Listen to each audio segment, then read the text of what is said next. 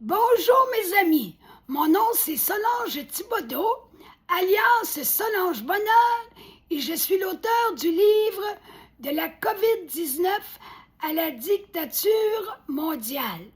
Avant de commencer, je voulais préciser que quand je vous dis aujourd'hui telle date, ce n'est pas la vraie date parce que je fais des pré-enregistrements. Par contre, quand vous voyez et vous entendez la vidéo, c'est véritablement la date que je vous donne. Alors, aujourd'hui, même si c'est le 10 de mai, je vous dis que nous sommes jeudi le 28 mai 2026 parce que c'est ce jour-là que sera publiée la vidéo. Donc, hier, je vous laissais en vous disant ceci. L'eugénisme est conçu par les élites et fait appel à eux. Il est également présent chez les oligarques des corporations et chez certains représentants du gouvernement. Ce point, le plus important, demeure à retenir. Je suis au milieu de la page 193 et c'est le témoignage de Mme Vera Charave que vous entendez. Edwin Black, écrivain et journaliste américain, dans son livre War Against the Weak, explique l'eugénisme de cette façon. Il est conçu au début du 20e siècle et mis en œuvre par les hommes les plus riches, les plus puissants et les plus savants d'Amérique contre les plus vulnérables et les plus impuissants de la nation. Ces hommes fortunés investissent dans des méthodes qui cherchent à contrôler et à réduire les populations. C'est clair, net et précis. Là, c'est un commentaire personnel que vous allez entendre. On observe encore la même chose aujourd'hui. Tout est fait pour affecter notre fertilité, que ce soit par notre nourriture, ce que nous buvons et consommons. Cette prochaine vidéo en révèle la teneur.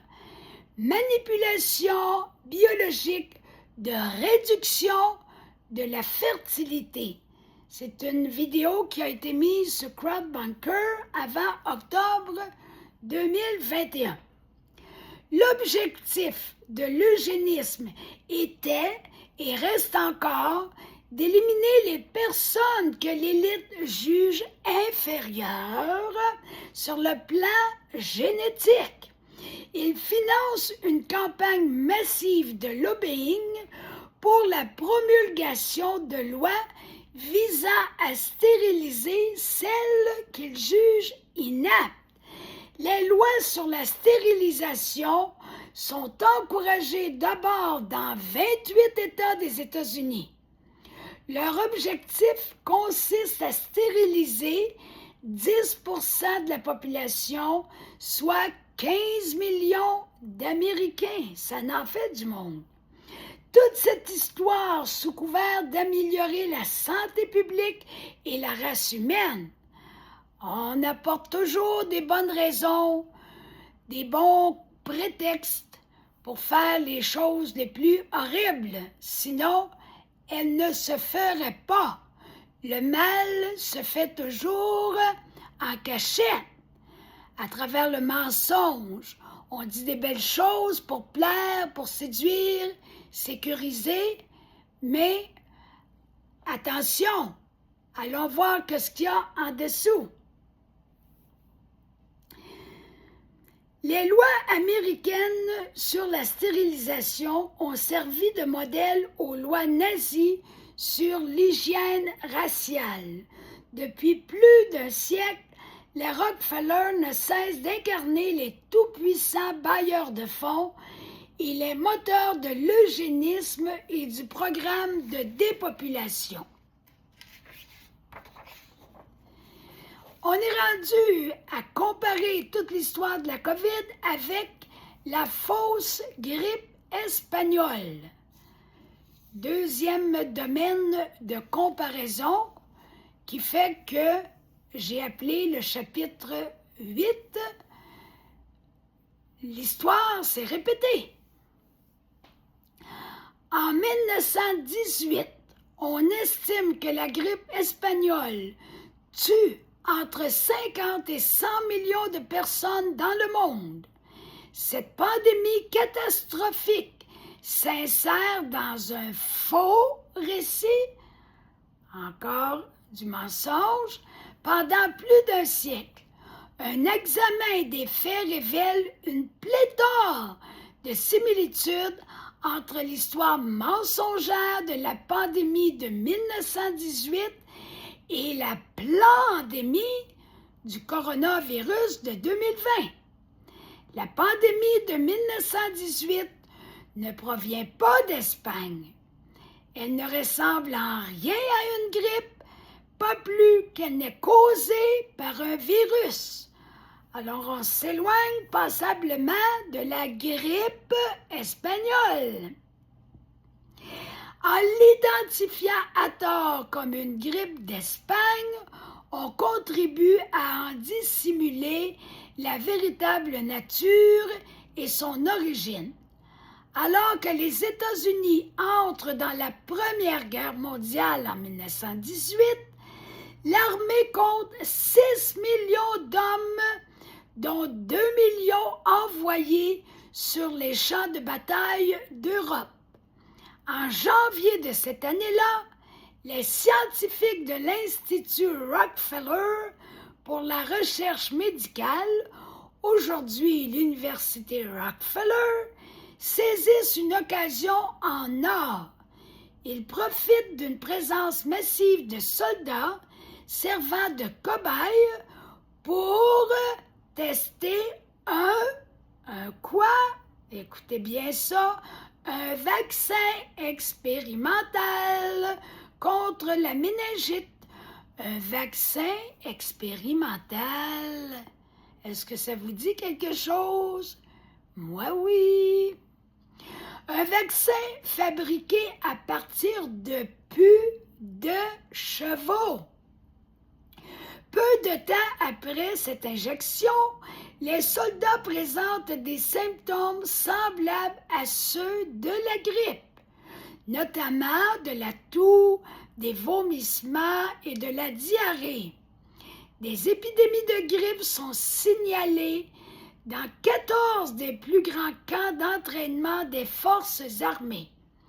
Les troupes transmettent l'infection à des soldats sains, SAINS, sur les champs de bataille d'Europe.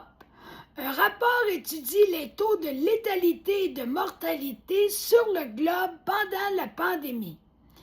Elle décrit comment les bactéries se propagent rapidement de personnes infectées à d'autres, surtout dans des environnements surpeuplés tels que les services hospitaliers, les casernes des camps militaires, les navires de transport des troupes et les mines.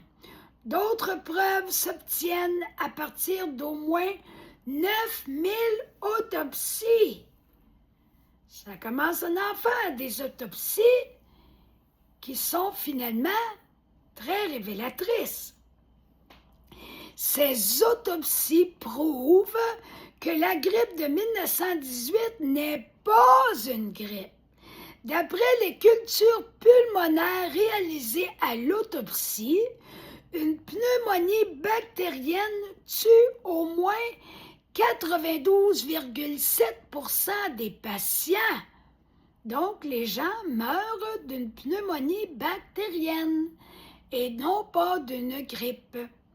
Lorsque la Première Guerre mondiale prend fin le 11 novembre 1918, les soldats rentrent chez eux et propagent cette pneumonie meurtrière à travers le monde. C'est comme ça que la pandémie s'est répandue.